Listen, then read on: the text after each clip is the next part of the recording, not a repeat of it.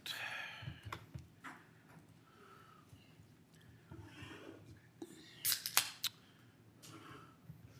All right. Recording in progress. Welcome, everyone. It is Louisville City Council meeting Tuesday, July 16th, 2024. And can we get a roll call? Mayor Pro Tem Dickinson. Councilmember Fahey. Here. Councilmember Lay. Here.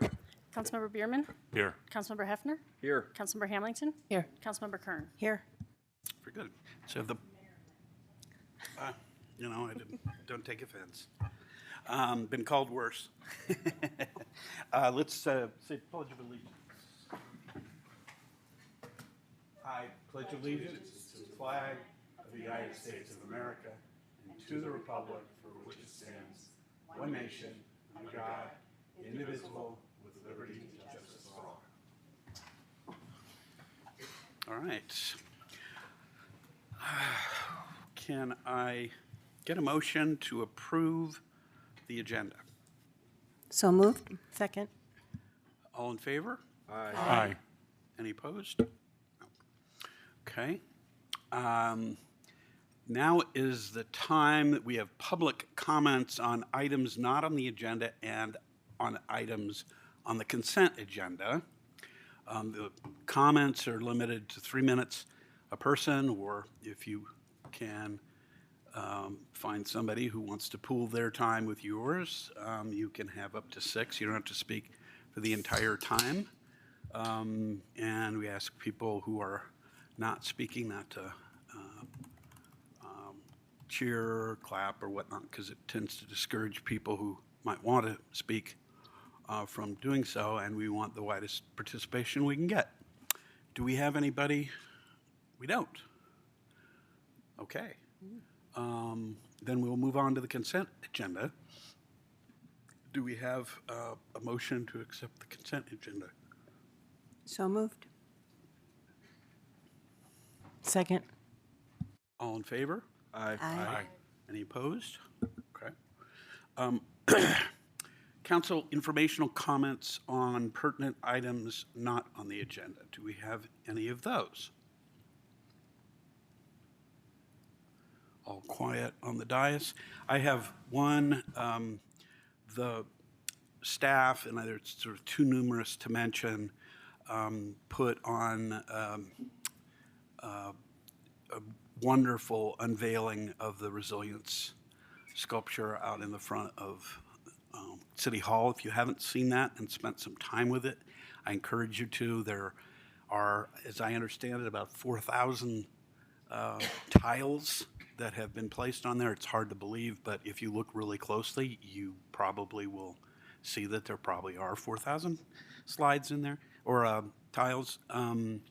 There are tiles that have some words on it that describe our community and the resilience within the community, and those are kind of fascinating to see what different people say, and I think they're from all age groups, and it's wonderful. One of the most used words down there, and I mentioned this in my comments last week, or wanted to, and I think I forgot actually, was kindness.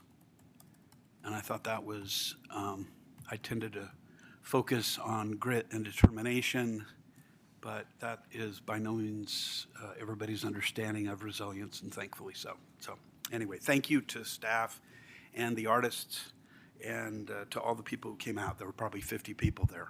It was a pretty terrific little community event. All right, city manager's report. Acting city manager. Thank you, Mayor. One item, I want to remind everyone of the Senior Services Annual Ice Cream Social, Thursday, July 18th at 6 p.m. at Community Park. Excellent. It's always a fun event. All right, let's go on to regular business. We have a number of first readings tonight, so we'll try to work through those. Ordinance number 1878, Series 2024. An ordinance exempting construction materials from the city's use tax for building permits issued for repair and reconstruction of fences, walls, and accessory structures that sustain fire, smoke, heat, water, ash, or other damage as a result of the Marshall Fire. And that's on for first reading. Do I have a motion to set the public hearing for August 8th, 2024? So moved. Second. Mayor, that's August 6th. Excuse me, August 6th. I stand corrected. Can we get a, August 6, 2024. So moved. Second. all in favor? Aye. Aye. Any opposed? Okay. Next is an ordinance number 1879, Series 2024, an ordinance approving the vacation of an existing drainage easement on lots 3 and 4, Block 1 of the Enclave replat. First reading set public hearing August 6th, 2024. Move to approve. Second. All in favor? Aye. Aye. Any opposed? Right. Next is ordinance number 1880, Series 2024, an ordinance repealing Section 13.12.105 to eliminate a water use rebate program. First reading to set a public hearing also on August 6, 2024. Do you have a motion? So moved. Second. All in favor? Aye. Any opposed? All right. Next is a resolution number 30, Series 2024, resolution approving a preservation and restoration grant for the Kalachi House at 1209 Main Street. Opening the public hearing. And is there a staff presentation? There is. Please take it away. Thank you very much, Mayor and council members. So this is a preservation and restoration grant request for a landmark property at 1209 Main Street, the Kalachi House. So this was landmarked in 2023, and at that, well, I can't see my notes, but I can read the screen. So it was landmarked in 2023 after it was placed on a demolition stay, and then it was subsequently subdivided, landmarked, and now this next year they're coming back to you all for consideration of a grant. So as per usual, staff went through and made sure that all of the requested items were identified in the historic structure assessment and that they related to either preservation, restoration, or rehabilitation. And in this case, all of them do for both. The total grant request is $40,000, which is the maximum for these types of requests. The total project cost is a little under $100,000, so you can see that this doesn't totally match half, but it maxes out the standard request. And just to note as well that Historic Preservation Commission recommended approval of this grant earlier this year. And so staff is recommending approval of Resolution 30, Series 2024, which would approve this grant request of up to $40,000 for the work identified in the Exhibit A.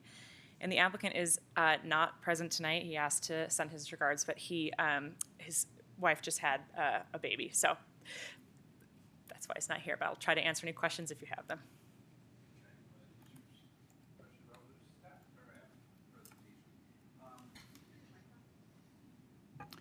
That answers the question about applicant presentation.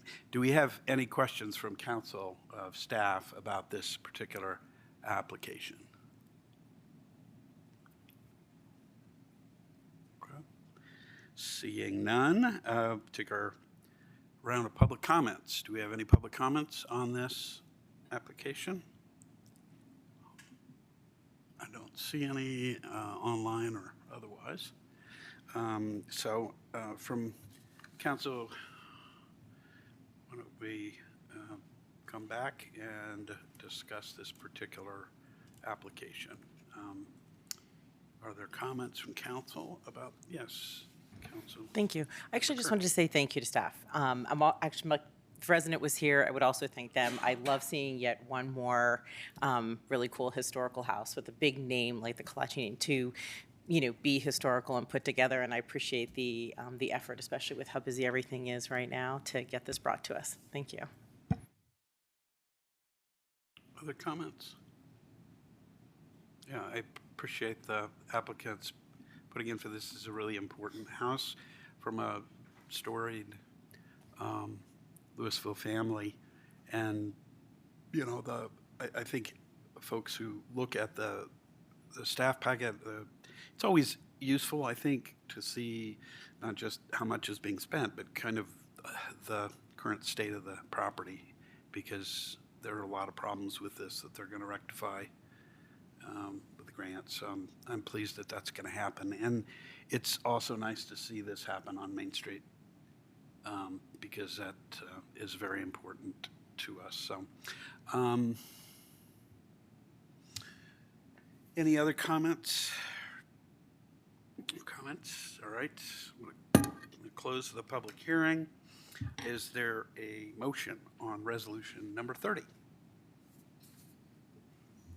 I move to approve Resolution Number 30, Series 2024, a resolution approving a preservation and restoration grant for the Kalachi House at 1209 Main Street. I'll second. Okay. Any discussion? All right. Can we have a roll call, please? Yes. Councilmember Kern? Yes. Mayor Lay? Yes. Councilmember Fahy? Yes. Councilmember Hefner? Yes. Councilmember Bierman? Yes. Okay. Motion passes. I presume you'll let the applicant know and give the applicant our good thanks for doing this. Our next item is the community survey presentation of results. And do we have a staff presentation on this? Yes, Mayor, I'd like to invite Brandon Barnett from Polco, who administered our survey, to present the survey results. Great. Welcome. Thank you.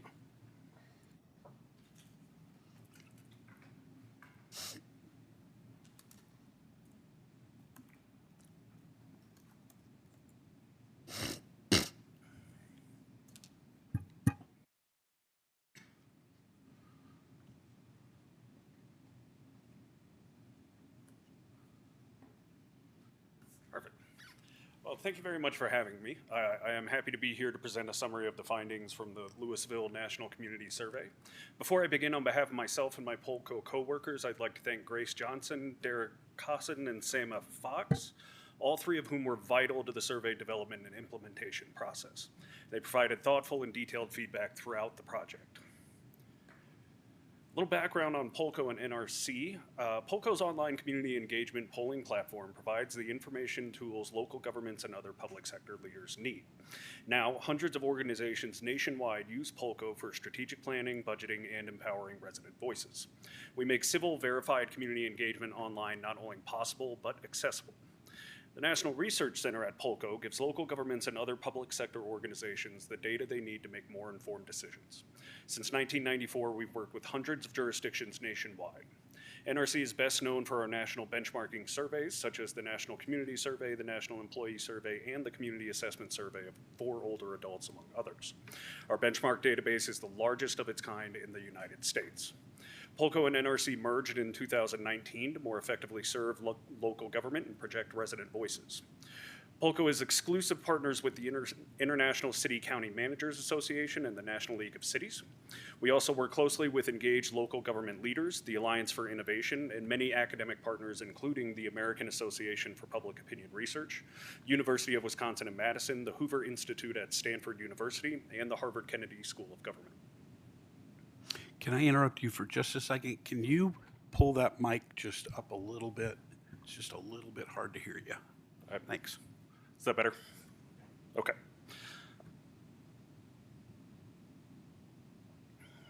This was Louisville's 9th time conducting a community survey since 1990, 6th time with Polco and NRC. All households within Louisville were eligible to participate in the survey. A list of all households within the zip code serving Louisville was purchased based on updated listings from the United States Postal Service. Using GIS boundary files provided by the city, addresses located outside of Louisville's boundaries were removed from the list of potential households to survey. From the list of eligible households, 3,500 addresses were randomly selected to receive the survey. The 3,500 randomly selected households received mailings beginning on April 22nd, 2024, and the survey remained open for 7 weeks. This first mailing was a postcard inviting the household to participate in the survey. The next mailing contained a cover letter with instructions, the 5-page survey questionnaire, and a postage paid return envelope. Both the postcard and cover letter included a web link to give residents the opportunity to respond to the survey online. All follow-up mailings asked those who had not yet completed the survey to do so, and those who had already done so to not respond twice.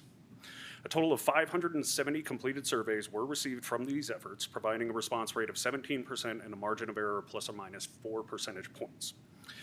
We then compared the demographic profile of survey respondents to that of adults in Louisville using the most recent Census and American Community Survey data and weighted the survey results. Weighting is a survey research best practice and helps to improve the representativeness of your survey results. In addition to the randomly selected probability sample of households, a link to an online community-wide open participation survey was publicized by Louisville. The open participation survey was open to all city residents and became available on May 20th, 2024. The survey remained open for 3 weeks and 247 responses were received. This presentation and the report are based on the 570 responses from the random sample mail-based survey. The responses to the open participation survey are provided separately in the full report. We'll now move into an overview of the results. There's a lot of additional data in the full report that we won't cover today, but today's presentation will focus on a few areas that we found to be most noteworthy within Louisville's survey results. The first of our key findings was that Louisville residents continue to enjoy a high quality of life. Louisville residents continue to rate the quality of life highly, with 92% awarding excellent or good marks in 2024. Regarding other aspects that contribute to a high quality of life, about 9 in 10 participants gave high marks to Louisville as a place to live and as a place to raise children. At least 7 in 10 respondents rated the community as a place to retire and to work as excellent or good, the latter of which experienced notable declines in scores from 2020 to 2024. Notably, the ratings for Louisville as a place to raise children and the overall quality of life brought the city above other comparison communities. The next of our key findings was that the Louisville Public Library and Historical Museum are almost universally appreciated.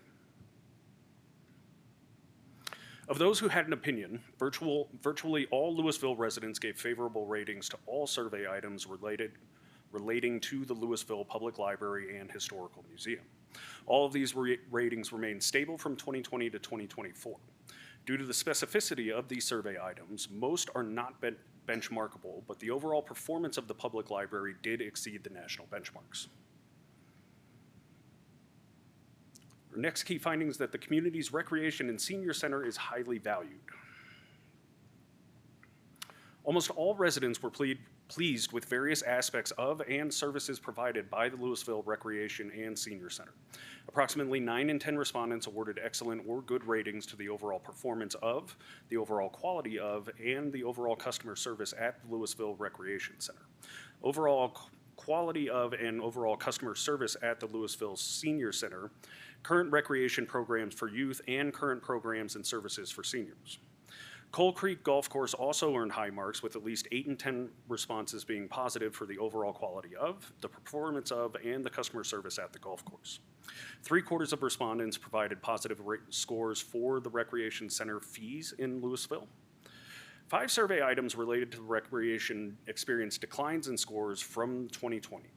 The overall quality of the Louisville Senior Center, the current programs and services for senior, the overall performance of the Coal Creek Golf Course, the overall customer service at the Coal Creek Golf Course, which includes the knowledgeable, available, responsive, and courteous, and the recreation center fees in Louisville. It is important to note that downward trends have been seen across the board on questions related to recreation. Since COVID, a number of survey items have experienced slow declines across the board as people are increasingly sensitive to issues affecting their communities. This is less of a concern as something to keep an eye on in the future as future trend data to see if the ratings stabilize or continue to decline. These scores are still incredibly positive and should be something to take pride in. move into some additional special topics. This year, Louisville added a new question seeking input on aspects of the city's sense of community. More than 80% of residents agreed that Louisville is excellent or good at making all residents feel welcome, higher than the national average. Nearly 3/4 of respondents believed that the community valued residents of diverse backgrounds, and about 6 in 10 said the same for taking care of vulnerable residents, which fell on par with comparison communities. Just fewer than half of residents positively rated the city at attracting people from diverse backgrounds, which was below the national benchmark.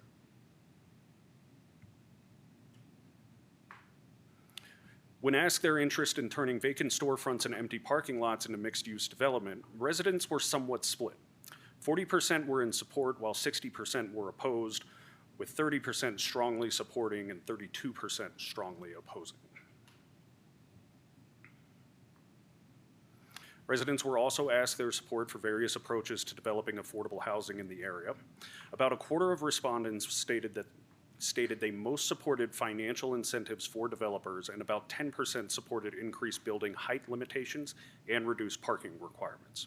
1/4 of participants also answered both none of the above and all of the above.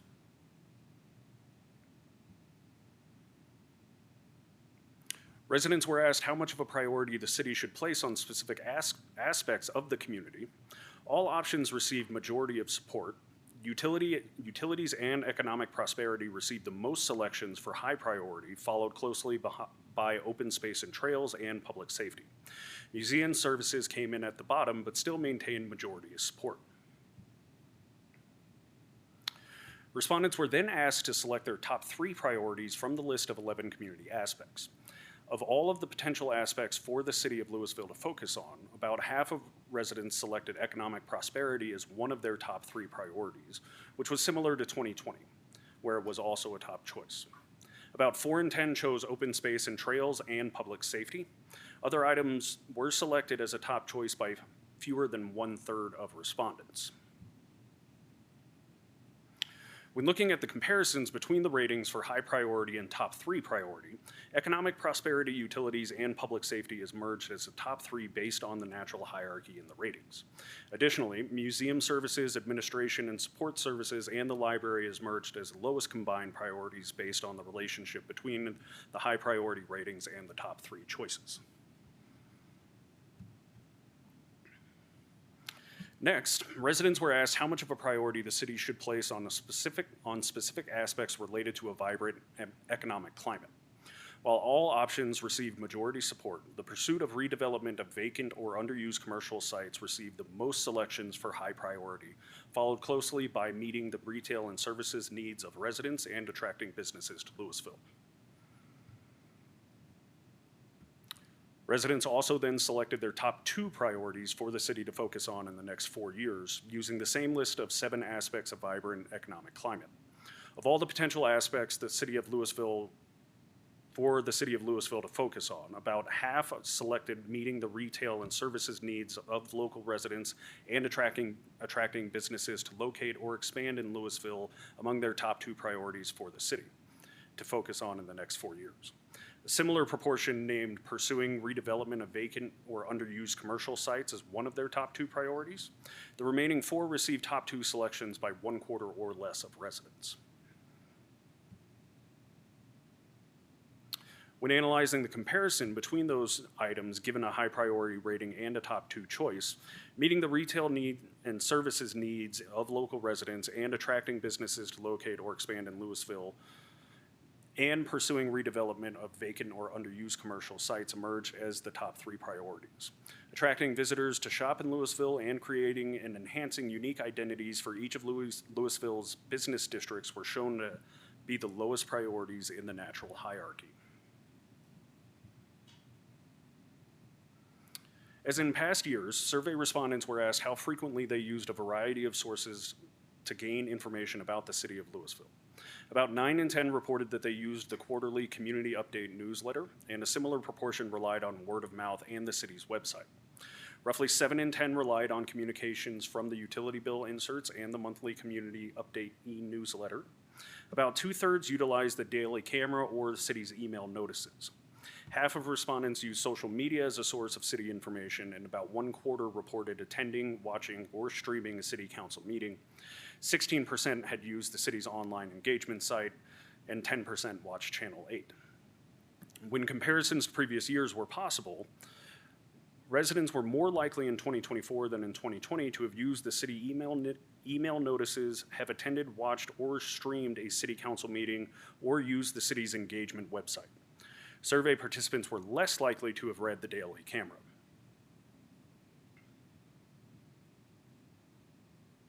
In this iteration of the survey, we asked residents to indicate the level of impact they experienced from the Marshall Fire.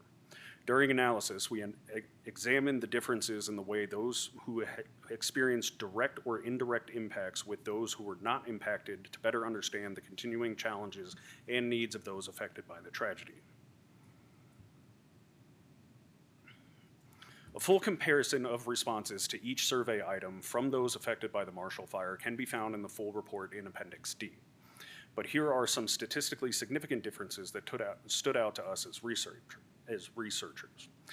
In each case here, those affected by the fire, directly or indirectly, have lower opinions related to governance and the planning and building department than those who were not affected by the fire. These ratings are similar to nearby communities that were also affected by the Marshall Fire. When we take a look at the priorities of residents affected by the Marshall Fire, we see that nearly all of those who experienced a direct impact said it was a high or medium priority to focus on utilities, open space and trails, parks, and public safety. Comparatively, those who experienced no impact named economic prosperity, open space and trails, and environmental sustainability as their top choices. Again, a full comparison of responses to each survey item from those affected by the Marshall Fire can be found in the full report.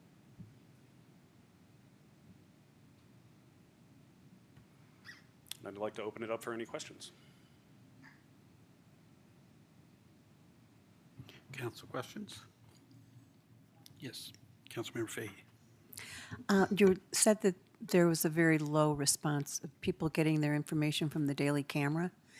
Is there any way of knowing because they didn't read the daily camera or because information from the city wasn't included in it? We simply asked how much of a source of an information each of those are, so we did not ask a follow-up about whether they used it for other services or other information. The question was purely about obtaining information about the city's services, activities, and such. Thank you. Can you remind us what dates the survey was open? I believe you said it opened in May? April 22nd, and it remained open for 7 weeks. Okay. And another question I had is, you'd indicated how many people had responded. How does 17% of those randomly selected, that was the 17% was the percentage of people randomly selected who responded? Is that right? It was 17% of that random household That group, selection. yeah. Yes. How does that compare to other surveys of other communities? That would actually be a higher percentage than typical. Response rate itself can be a little bit of a misleading statistic because the validity of the survey, the margin of error, is all based on the total responses, and it has nothing to do with the overall population of a community, the number of households, or anything like that. So the response rate itself is more of an indication of the efforts we put forth. This was how many responses we got. But to get 570 responses is well above the industry standard of 350. Okay. And describe a little bit for us when you say that there's the margin of error. Can you explain what that means as we look at some of these numbers going up and down, the percentages? Absolutely. So think of those 570 responses as you don't need to eat a whole pot of soup to understand how it tastes. So margin of error factors into that with 4 percentage points, meaning that if we were able to receive responses from the entire community, the true response would be within 4 percentage points of the percentages that we have in the report. Okay, good. Other questions, comments? Yeah. Yeah, can you, I think you explained this, but could you just give us again, how should we think about high priority versus top priority? Sure. It's kind of one of those where to really eliminate some of the bias and figure out the natural hierarchy between those items. If you ask everybody what should be a high priority, they're generally going to view many of the things as a high priority. And it's going to be harder to really navigate between what's the difference between a 62% high priority and a 61% high priority. When we then factor in the top three, we saw a little bit of that variance. So the reason why we created that visual was to put all of the items in more of a linear chart, so to speak, and to get that better visual of the items that were in that kind of top right quadrant were the ones that were the high priority and top priority. So those two specific ratings are aligning more for those items than necessarily the items that we saw on the left side, specifically in the bottom left side of that chart. So how should we think about something that's rated as a, let's say parks is rated as a relatively high priority, but lower as a top three? I mean, what should be our takeaway from that? That should be, when you're thinking about allocating resources, if you have a limited budget, you have an understanding of where the residents would place that parks in that priority. So if you only have a limited amount of resources, maybe parks doesn't come up as a priority as much as a few residents would have wanted it to. However, if the idea is you look at other items within the survey and you see some of the quality items would say be lower than the priority ratings that we find in this particular question, then you could look at it and analyze, is it more important to close the gap between the priority level and the quality level, or should we stick to what are chosen as the top priorities from the residents in the survey? It's just one more piece of data to help you in decision making, but again, that full report is 194 pages. It is dense. We understand there's a lot of data that's in there to analyze. So we're trying to help kind of give more of a starting point, a little bit of a deeper look into those 194 pages and be able to help you begin that conversation as to what should you do, what is the strategic planning that comes out of this, how does this data factor into that? Great, thank you. Yes, Councilmember Hamilton. Thank you, Mayor. First of all, Brandon, thank you for such a clear presentation of the highlights tonight. I have two questions. The first one is regarding the two groups who filled out the survey, those who were randomly selected and those who engaged during the open survey. What was the decision behind not combining those two groups in the analysis? For a purely scientific representative survey, it's about having a control group. So we know the exact probability for every one of the households from that 3,500 household to be selected to take the survey. Whereas the open participation survey, we have no control over who takes that survey. So the reason why we keep them separate is to preserve the scientific sample, because it is entirely possible that if we were to analyze the results from the open participation survey, if we were to commit to that, there's nothing that would stop, say, a local HOA or special interest group from grabbing a link, having all of their members take that survey and skewing the results in a very specific way. Whereas knowing that that scientific sample, there was an exact probability for each one of those households to be selected, it helps preserve that control group, which gives us a better understanding and a better calculation when it comes to not only the margin of error, but weighting the survey to increase the representativeness. Okay, and the those who filled out the survey through the open access link, their surveys and data are still available for review for council to see, correct? Correct. Okay, thank you. My second question is for the 570 who were randomly selected, did the participant have to complete each question in order to move on to the next, or do we have a different number of people? Let's say the museum and the library question pops into my head first, the data that you showed. Was it 10 people who filled that out, or did all 570 have to fill out each one? I'm looking at what our N is and how that could impact Right. the percentages you shared. Don't have the specific ends in front of me, but I do know that from reading through the results that the majority of people did answer those questions specifically.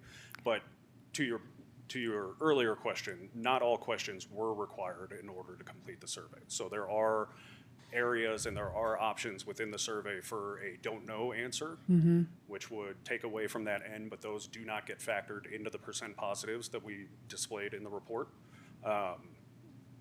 But all of those are in that full report in the frequency of results. So you'll be able to check the N of not only who answered for each specific answer, also those who reported don't know. Okay, thank you very much. Anyone else? Councilmember Fahey. I just have one more question. So one more.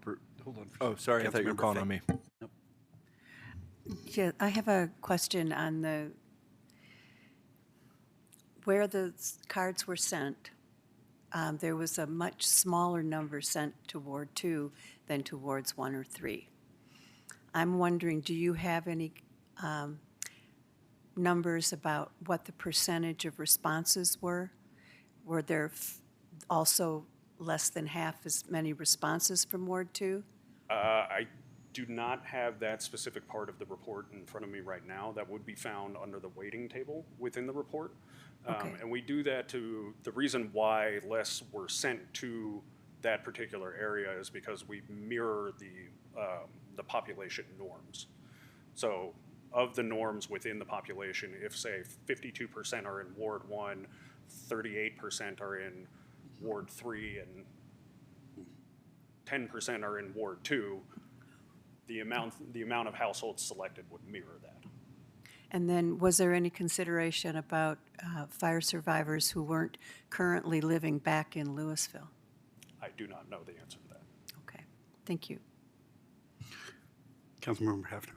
Yeah, I just wanted to ask, as part of this, have you provided someone in the city with sort of the raw data in some format that we could run different crosstabs or what have you in the future if we wanted to?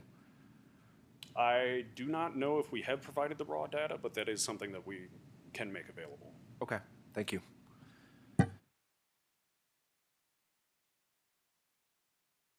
Other questions? No? Thank you very much for a good presentation. I appreciate that. Why don't we chat a little bit amongst ourselves about this? I'll take folks in order. Let's do a round of comments. So at least in first, and then we'll go back and we can discuss those things that we would like to talk about together. Who wants to start? I probably do. Do we have anybody? I didn't see anybody, and I didn't see anybody in the audience. So, but for the record, there is no public person who's wanting to comment.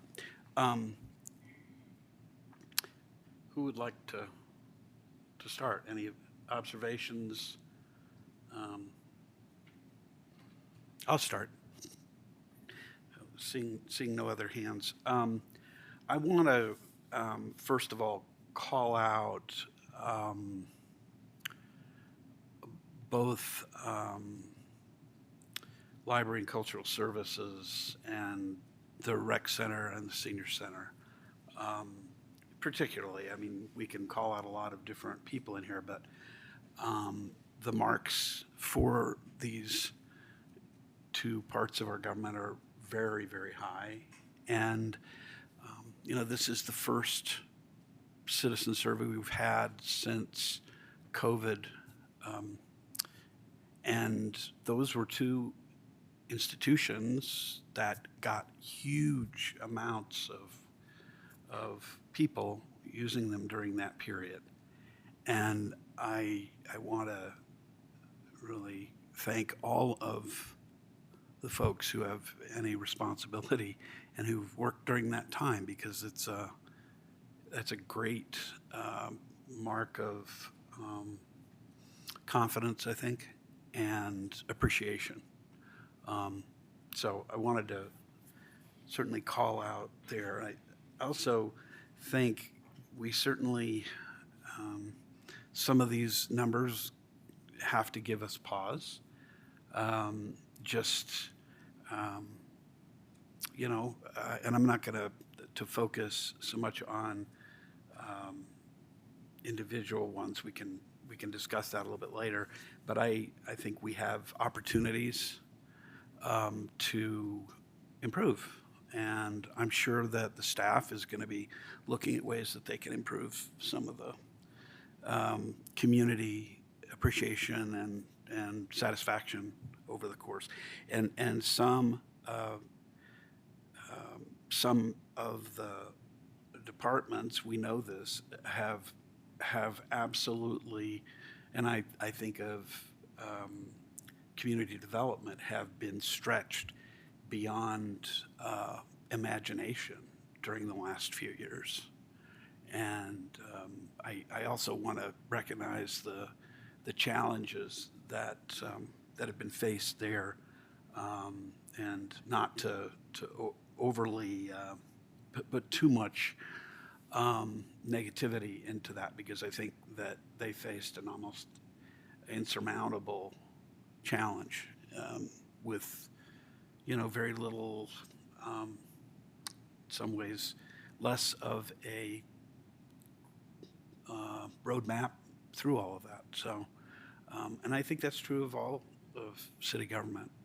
I think it's been a hard 4 years for many city governments. And anyway, I'll pass it back. The only other thing I would say is these numbers, the priorities, I think are very consistent with my general understanding of where the city is, very consistent with the results of my own campaigning around the city. Nothing terribly shocking about that, which I think is interesting, and it's also interesting to see where the breaks are. Right, there's usually 2, 3, sometimes 4 items in the priority list that stand out. I think we need to make good use of that as we think about budget. So I hope we'll be using and drawing on and even referring to these numbers next week. But those are very general comments. Yeah. I don't have a whole lot to add. I'll share your applause for the city services that performed really well. I'm troubled by the the decreases in scores regarding, frankly, our performance or local government performance. I think that is troubling, and I think we have pretty clear direction here about where priorities lie, and they're consistent, for example, with what we discussed at our work plan meetings last year, that economic vitality continues to be a core concern for many. It's not the thing we have the most control over. Utilities, for example, ranked very highly, and we have much more control over that as compared to economic vitality, but I hope we'll continue to spend time and effort and attention on economic issues. And I thought it was interesting that commercial vacancies in particular were called out, and I hope we can use our work plan process this year to continue to think about creative ways to come after that challenging issue. Thank you. Councilmember Hamilton. Thank you. I'll keep this brief. I want to ensure that this information is continually threaded through all the work that we do. I'd love to see references to it in staff reports, memos from boards and commissions. We have the comprehensive plan. LRC's got a lot of work. So I would just love to see this data used to support why certain decisions are being made, because it's decisions based on feedback from the residents. That would be really helpful from a policy point of view. Otherwise, great work, and I look forward to using this Thank you. Thanks. No? Okay, Councilmember Kern. Thank you. I think that, again, to add on to the compliments to rec and library and the museum, it's nice that those like comfort resources that everybody spends a lot of money contributing to are so highly valued and appreciated. I, like my other fellow council members, would really like to see some of these concerning areas for it to be a really big priority for us. I agree, especially with Councilmember Huffner, that we have to really look at these. And economic vitality, like you said, we've said it for a while, it's a priority, but I think we need to work better together with staff to figure out how to improve it even more. I think these numbers show that people aren't seeing an improvement. They're feeling, like you mentioned, the empty buildings being commented. Living on the west side of town, I think is probably one of the number one things people say. And it's because that's where so many of the buildings are empty. And given that not like a high percentage of people were in Ward 2, but you have a lot of respondents that actually live on the east side of town that are responding with this, it says volumes to me, because I think, to the mayor's point, that's, being out in the community, that's definitely what I hear. We talk about communication internally for the city, and I think this points out to people are using or trying to use our website at a high level, but there's a very large disapproval or dislike. I think it was 60-some% thought it was good. So people are trying to use it, but they're frustrated. We not only hear it all the time, we're now seeing it in a survey. If we can, I think that that's something we need to talk about too, as far as like moving those types of things into a priority, even though they're not listed and named out in the survey as priorities. It's clear just by picking through, you can see that that's important to people.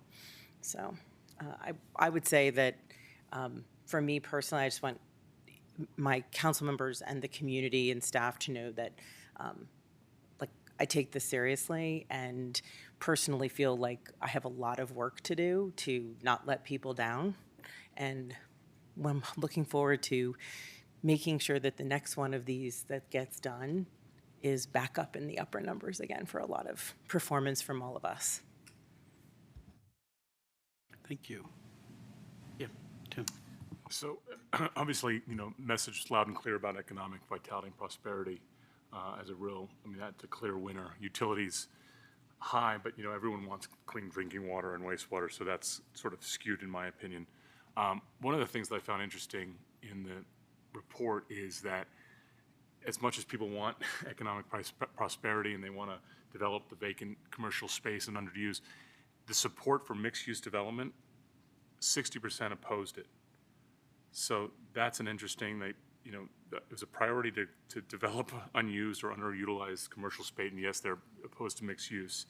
So that's a bit of a telling statement, especially because the other focus or low scores were on, sort of affordable or attainable housing, and obviously that comes with mixed use. So just that stood out to me in the report. But I think we have had a clear direction. I agree with Councilmember Hefner on the low scores for the city government. I think we need to improve that score next go around. But yeah, I think this is very useful information. Other comments? I appreciate the comment about not letting people down. I guess I think about it a little bit differently than that. I would say that some of the numbers that we're seeing and some of the priorities that people are wanting us to pursue is trying to live up to the expectations of the community. It's being our best selves here up on the dais and in the community. It's encouraging our staff who care very deeply about these numbers. And that's one of the measures that they have every 4 years or so to benchmark some of their achievements and maybe places they can grow and challenge themselves. But I think of it, as rising up And I think we're all capable of doing that, and we're all capable of being better, and that's what we're gonna focus on doing, and is using the necessarily limited resources that we have to get to that point is why we've got a 7-person council to try to help set our priorities, and where we've got a great staff to help us execute on those. Anything else that folks, I haven't seen anything from on public. Oh, Sama, Thank you, Mayor. If I may, Please. I'd like to make a few comments. I'd love for you to do that. So I want to echo all the things that you said today, and one of them being, yes, we anticipate diving into this and continuing to use this as we come to council with recommendations and have the support of where we think the community is going. I also want to thank Brendan for a really great presentation, and I want to echo something he said at the beginning. This really is a good survey result as you look at national results, which are changing in everywhere, in every municipality. So the fact that we are still at this level is truly a testament to current and past councils, current and past staff, and the work and the commitment to this community through some very tough changes in the last 4 years. I think about communities that have gone through COVID alone and how that's impacted many of these scores, and knowing that our community has gone through so much more in that time, it's really a testament to the work and a credit to what people have done here. So I just want to make sure we put that in perspective, and we will be diving into this data and continuing to use it for you.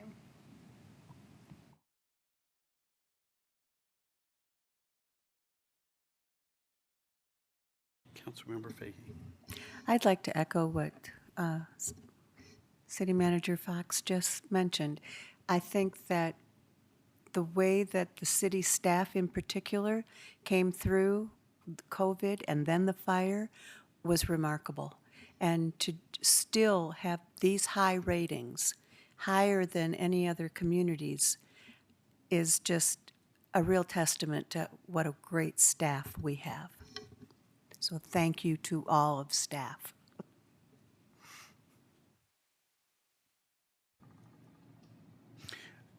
I'll say one more thing about something that you just touched on, Councilmember Fahey.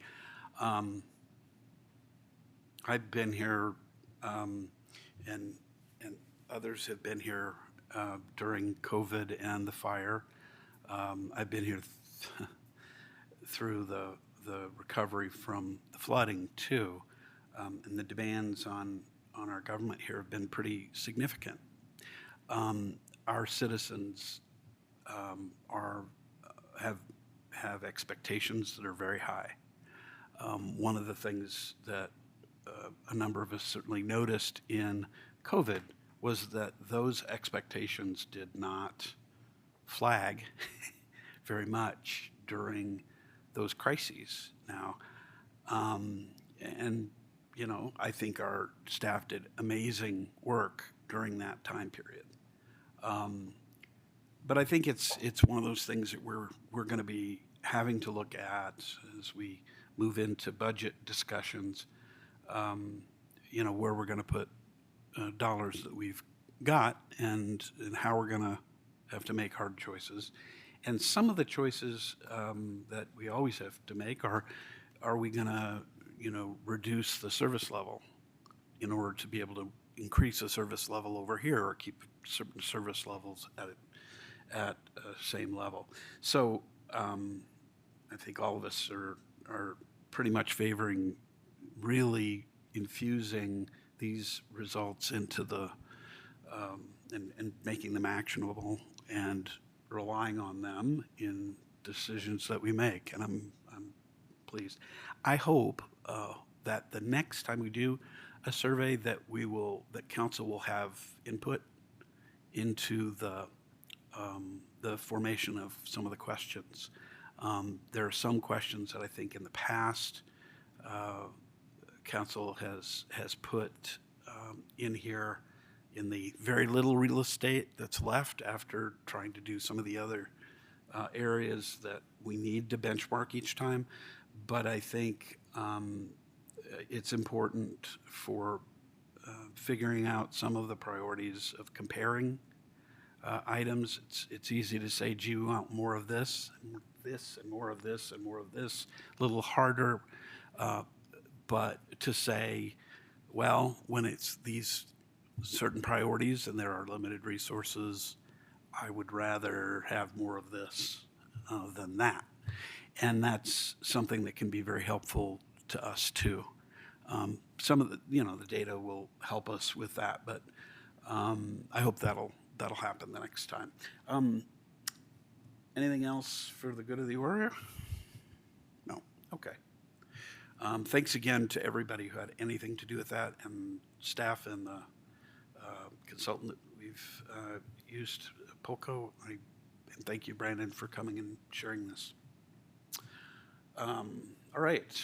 Our last item on the agenda is discussion, direction, action concerning interim city manager. And on this one, I'm not sure whether we have a staff presentation or not. Mayor, there's no formal staff presentation. This item is on your agenda for council discussion and direction. Understood. The way I see this, and I'm glad to entertain other thoughts, really is kind of two questions. The first being, how do we select someone to serve in a role for the next 6 to 9 months while we search for a full-time city manager? How we do that. There are different ways. There are certainly search firms, and there are, finding people who folks know who can do that sort of thing. There are, there are ways of seeking out,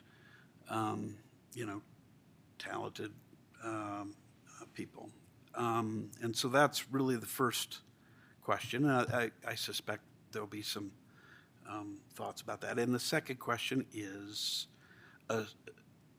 assuming we can arrive at a consensus about how we do that, it'll be sort of next steps. What do we do? And certainly one of the possibilities is making our current acting city manager our interim, but there's nothing of a foregone conclusion about that. And we need to talk through both of those questions. And I guess unless somebody has another way of doing it, I guess I'd like to talk first about how we select somebody to help us during this in-between time. Yes. Yeah, thanks. I appreciate how you set that up. I guess to my view, time is a little bit of the essence in terms of finding a permanent city manager, and as such, I would. It probably wouldn't be a great use of our time to engage a search firm to find an interim, and then sometime after that engage that search firm or another search firm to find a it feels like probably too much process when, at least to my view, we have a good in-house deputy who could be our interim, and we could cut right to the chase and work on our search for a permanent city manager, which is going to be critically important. And probably my understanding is could take 3 to 6 months to complete, and I'd love to see us get started on that as soon as possible. And just thinking about all the other important items on our agenda, no need to create work unnecessarily. So that's where I'm at. Thank you. Others? Yes, Councilmember Fahey. I'll echo what Councilmember Dietrich just said. I think we have an acting city manager who has been an acting city manager in the past also. She's familiar with the process, she's familiar with the city, and doing this expeditiously will speed up the process of getting a new city manager hired and trained. So I would prefer to just appoint someone now. Others?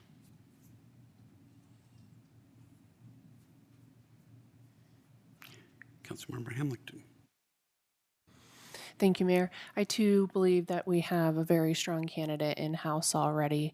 Our staff needs stability. They need guidance right now to usher us through the very large projects that we have in the works. So I see no need to go and have an outside search.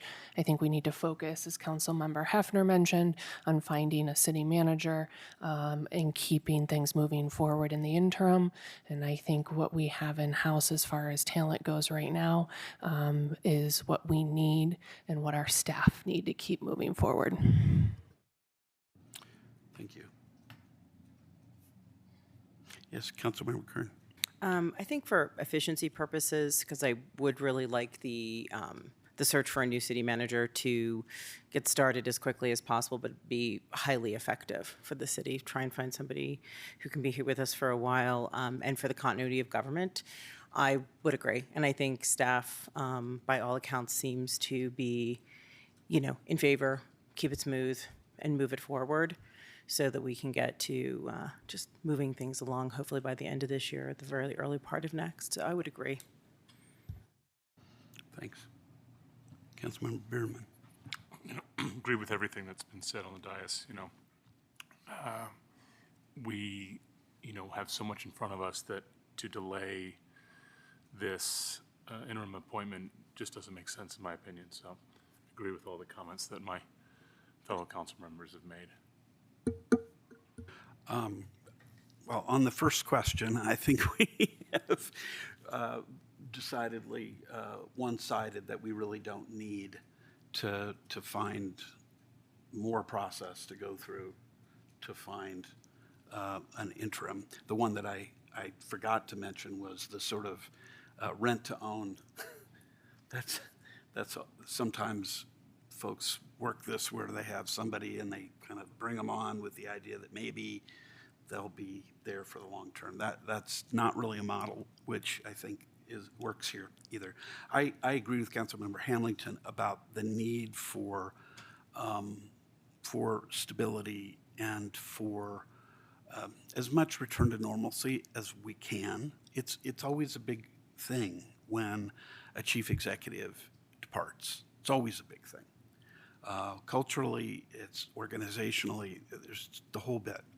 And I think the staff has done marvelously in rallying around our acting city manager, and I too have a lot of confidence. And I think we need to get to putting together an RFP. We need to get and finalizing that and getting it out. One of the things that I think is really important and may be lost, it certainly was lost on me. I'm not going to say it's lost on anybody else, but the ICMA is a really important group of city managers, an association of International City Managers Association, and comprised primarily of city managers. And that is a terrific pool to draw from, and they just so happen to have their conference. I think it's in September, right? And there is a big difference between an acting city manager and an interim city manager. Interim city manager or an acting city manager does an important role. That's what acting city manager Sam Fox has been doing. The acting role is also one that if the city manager is not available that weekend, we give to other people depending on who's available, right? And there's an order of that. So it's a temporary kind of position, and an interim is a little different. It's seen as actually acting in that function, as one of my council members reminded me. This decisions to put somebody in that job of city manager, whether it's interim or full-time, and I don't want to say permanent because it's never permanent, but it for the city manager position is a full council issue. It's a decision that we make as a body. It's one of the only appointments that we make, and it probably is the most important. And this is, it's a little different when we come to interim, but when we're talking about having somebody, and Sama would be going down in that position if we put her in as an interim, she could provide some information to the people down there and wave around the RFP and attract some interest. And I think that is a very useful way of helping with the recruiting process. It certainly doesn't supplant the process that we probably will follow, and we'll talk about that, I think, at another stage. It's not on the agenda right now. Here's what I was going to suggest. I think there are a couple of ways we can proceed right now, and I'd like to understand where council is. One, I think, would be to make a decision tonight, now that we've made, at least we have a consensus around the fact that we don't really need to go outside to find somebody. We could make the decision to appoint Sama Fox as our interim. And the question then becomes kind of how that gets sort of negotiated. And it may be that there is an agreement that has been used in the past. There are particular, because your interim city manager is stepping into the shoes of a city manager, there is a contract that comes with that position. It's a temporary contract, but nonetheless important. And I think it may be worthwhile to appoint a couple of us on council to work with the city attorney and, if you will, negotiate with acting city manager Fox about the details of that, and come back and potentially put it on the consent agenda in a future meeting. That's really what I would propose. I don't know that we have to, I suppose we can make the decision and approve the contract at the same time, but I don't know that there's necessarily any reason to wait. I guess I'd like perhaps a thought from the city manager as to whether it would be better to wait and do it all at once. I think you're looking to the city attorney. City attorney, sorry. Sorry, Sarah, you do you said have a city view manager. about that?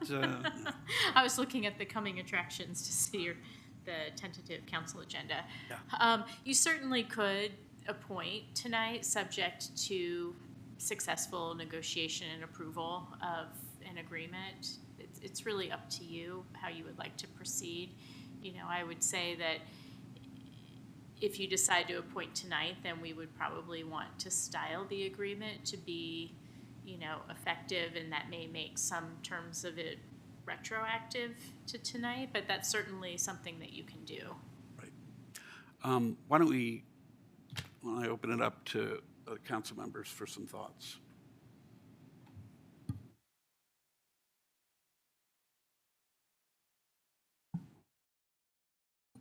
All right, we got the ends kind of going back and forth. Councilmember Hefner, please. Thank you, Mayor. I think there's a lot of merit to doing what our city attorney just described, just in terms of making an announcement that we've selected an interim. We know who it is. There's someone in charge. I think there's some value in doing that, even though it won't be final until we get the contract done. And, I trust that can be done in relatively short order. Yes, and that's why I was looking at your advanced agenda. I mean, you do have a special meeting on the 23rd that Meredith will be able to include. Yeah, both the 23rd and the 30th are special meetings, so you could include a contract on either of those, or the 6th is our next regular meeting.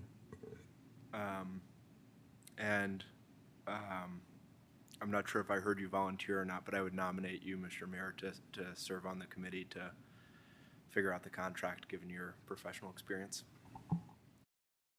Which, of course, I would not be using. Can't use. We have a city attorney who's negotiated or helped to negotiate a lot. That's fine, although I am glad to entertain others to assist. Councilmember, would you like to do that? I'd be happy to assist, especially with my background in management and human resources. It could be beneficial. Yeah. And I would like to think we can do this pretty quickly. I don't know, and I don't know whether we need to set a date tonight to have that ready. Kind of depends on how fast we could conclude it. I would hope we would be able to conclude it, within days or the week. But I also know that the packet goes out earlier than it used to, thanks to staff and to the city clerk. So today's Tuesday. It often goes out on Thursday. That can be the acting city manager works during that period. But if we can find a time next couple of days, we ought to be able to get this done. But I don't want to push if you need extra time or the city attorney is not available. I was just going to say, let's see how the city attorney, what her availability is. I'll be available. Okay. And maybe we can Do it by post it by Friday instead of by Thursday. That might give us a little more time. Got a pretty busy couple of days ahead of us, so. Yeah, I think that maybe we can talk about that. Okay. But does anybody else have any comment? I mean, I think the way Kathleen described it was Yeah, I really think, good. I mean, I agree with like the announcement, and we can work out the nitty-gritty in details, Okay. But I think some of those things need to be ironed out, for sure. I think that we probably, to appoint an interim city manager, need to do a roll call vote. What I was going to do is, let me try to make a Couple of things. Yeah, Do you please. want to at least ask for public comment? I don't have any Yeah, cards, but that's probably a good idea. Any public comments? Anyone who would like to? We don't have anybody in our chambers. We have several online. I think we're good. Okay. And then we just need a motion. Yeah. I would move that we appoint acting city manager Sama Fox to be the interim city manager for the city of Louisville, subject to successful negotiation of the terms of a temporary interim employment contract. Second.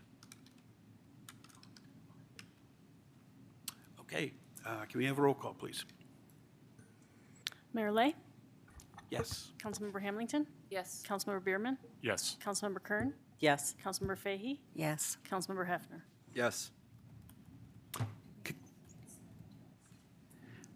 Well, I think we've made a motion, and she'll eventually have to decide whether to accept the contract. But I I think the motion is the motion. And would it be wise for us to ask the acting city manager, the interim city manager, whether she actually will accept that position? Right, from a legal standpoint, it's not required, I think. Very good. That if I didn't think so, but interim city manager Fox would like to say something, yes, she certainly could. please. Council members, I want to thank you for your confidence in me tonight and for this opportunity. I do look forward to continue working with the city of Louisville here. We have high confidence that you will do all of what you need to do in this position. And thank you for being willing to take on the responsibility. Anything else from anybody? Okay. All right. City Attorney's report. I have no report this evening, thank you. Hey, council comments, committee reports, and identification of future agenda items. Seeing none, do we have a motion to adjourn? So moved. Second. All in favor? Aye. Any opposed?